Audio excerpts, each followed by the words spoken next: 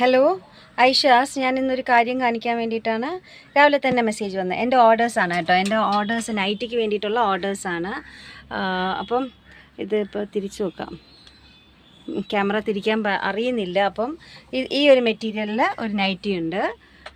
ഇതാണ് മറ്റേ ഗുജാരി കോട്ടനോ അങ്ങനെ എങ്ങാണ്ടുള്ളൊരു കോട്ടനാണ് കേട്ടോ. ഇതിലൊരു നൈറ്റി പീസ് ഉണ്ട്. ഇതാണ് അവർ എനിക്ക് അളവ് തന്ന നൈറ്റി. ഞാൻ ഇതിനു മുമ്പ് അവർക്ക് വേണ്ടി സ്റ്റിച്ച് ചെയ്ത് കൊടുത്തൊരു നൈറ്റി ആയിരുന്നു. അപ്പോൾ അത് അളവിന് തന്നു. ഇത് വേറൊരു നൈറ്റി പീസ്. ഇതെല്ലാം നൈറ്റിയാണ് കേട്ടോ, അവർക്ക് നൈറ്റിയാണ് വേണ്ടത്. ഇത് ഞാൻ അന്ന് ഇട്ടിരുന്നല്ലേ അതിൻ്റെ ഒരു ഇത്. പിന്നെ ഇത് ബ്ലാക്ക് ആൻഡ് വൈറ്റിൻ്റെ ഒരു നൈറ്റി.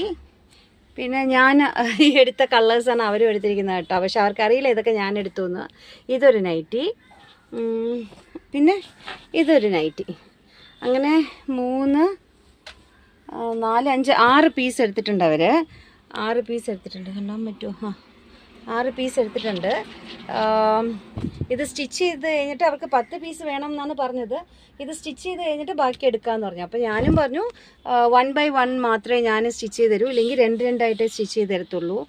അതിനുശേഷം എന്തെങ്കിലും നെക്കിന് കുറച്ച് താഴ്ച എങ്ങനെ ഉണ്ടെങ്കിൽ പിന്നെ ബുദ്ധിമുട്ടായി പോകും. അതുകൊണ്ട് ഞാൻ എപ്പോഴും എൻ്റെ കസ്റ്റമറിന് അങ്ങനെയാണ് സ്റ്റിച്ച് ചെയ്ത് കൊടുക്കുന്നത്. 10 ബ്ലൗസ് കൊണ്ടുവന്ന് തന്നാലും ഫസ്റ്റ് 2 ബ്ലൗസ് പിന്നെ 2 ബ്ലൗസ് അങ്ങനെയാണ് ഞാൻ ഫിനിഷ് ചെയ്ത് കൊടുക്കുന്നത്.